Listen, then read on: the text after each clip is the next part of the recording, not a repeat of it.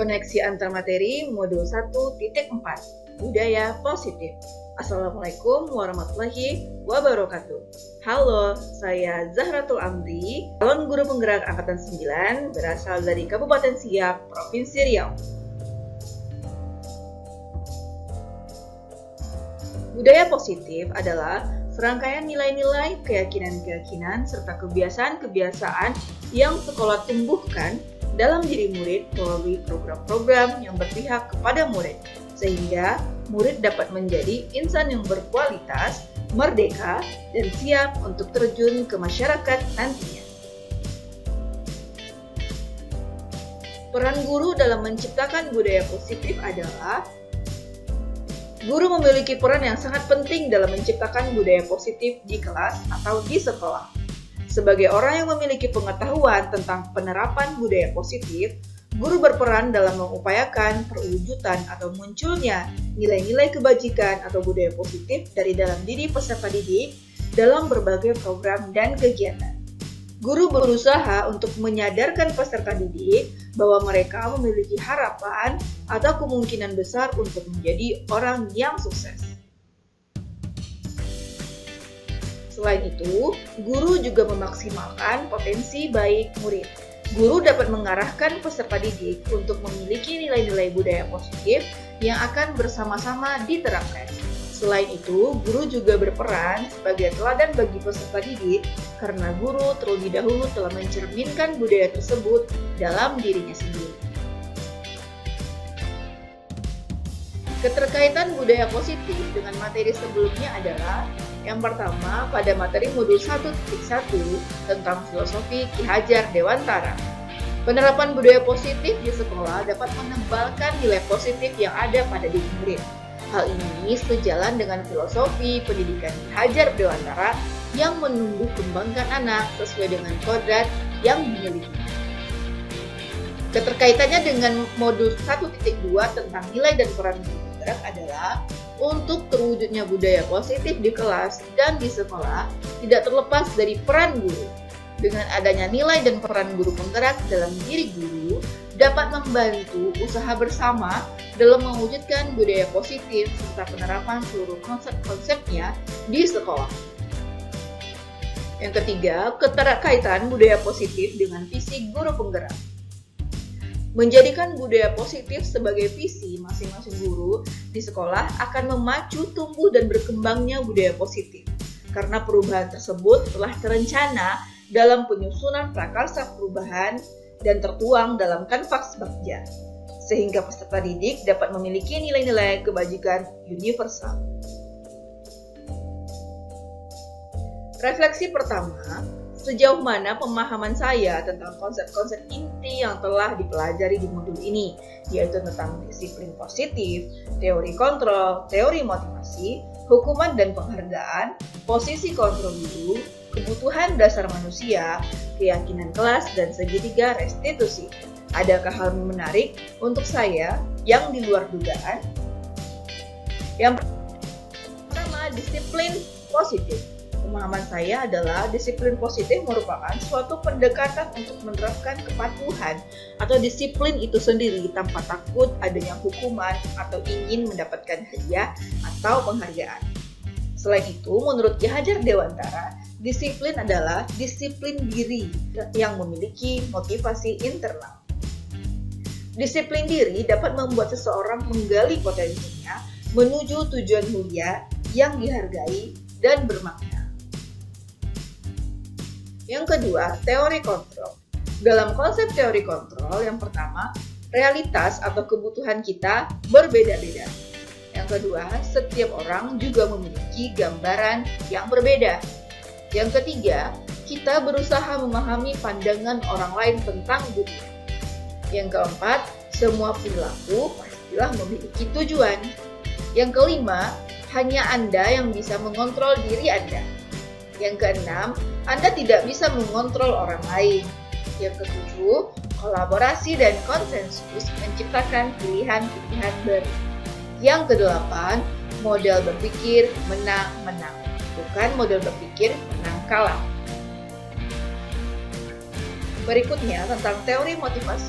hukuman dan penghargaan yang saya pahami adalah motivasi yang paling baik adalah motivasi intrinsik.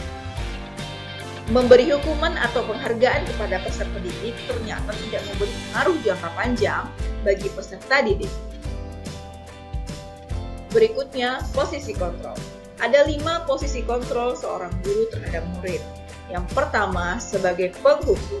Yang kedua, pembuat rasa bersalah. Yang ketiga, teman. Yang keempat, pemantau. Yang kelima, manajer.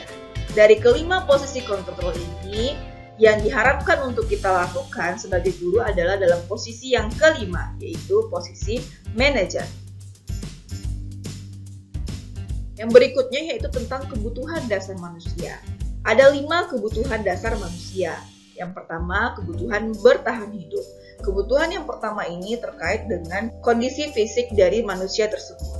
Nah, untuk kebutuhan kedua sampai kelima itu lebih berhubungan ke psikologi seorang manusia. Yang kedua yaitu kasih sayang dan rasa diterima. Yang ketiga, kebebasan. Yang keempat, kesenangan. Dan yang kelima, penguasaan. Biasanya ketika seseorang kebutuhan dasarnya ada salah satu yang tidak terpenuhi, maka akan terjadi sebuah pelanggaran. Yang berikutnya, keyakinan kelas. Peran guru dalam mewujudkan keyakinan kelas adalah yang pertama, membimbing dan membersamai peserta didik untuk membuat kesepakatan kelas secara bersama dengan melis peraturan-peraturan yang diusulkan dari siswa. Mengubah peraturan tersebut menjadi kalimat positif, membuat nilai kebajikan dari setiap kesepakatan. Dan yang terakhir, membuat keyakinan kelas dari nilai-nilai kebajikan yang sudah disimpulkan. Yang terakhir, segitiga restitusi. Segitiga restitusi dilakukan untuk mencari solusi bagi permasalahan yang terjadi pada diri siswa. Ada 3 langkah dalam melakukan segitiga restitusi. Yang pertama, menstabilkan identitas. Yang kedua, validasi tindakan yang salah. Dan yang ketiga, menanyakan keyakinan. Hal yang menarik dari semua konsep tadi menurut saya adalah ternyata penghargaan pun hanya menumbuhkan motivasi peserta didik untuk sementara waktu. Ketika peserta didik membuat kesalahan, ternyata ada hubungannya dengan kebutuhan dasarnya yang belum terpenuhi. Yang berikutnya, membuat kesepakatan kelas dan keyakinan kelas ternyata mampu menimbulkan kesadaran dari dalam diri peserta didik tanpa membuat mereka merasa menjadi orang yang gagal.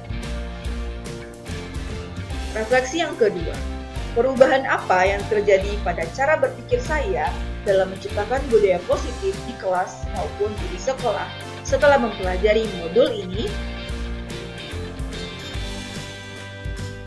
Untuk menciptakan budaya positif di kelas dan di sekolah, semulanya saya berpikir tidak mengapa kalau peraturan kelas atau sekolah berasal dari kita para guru saja.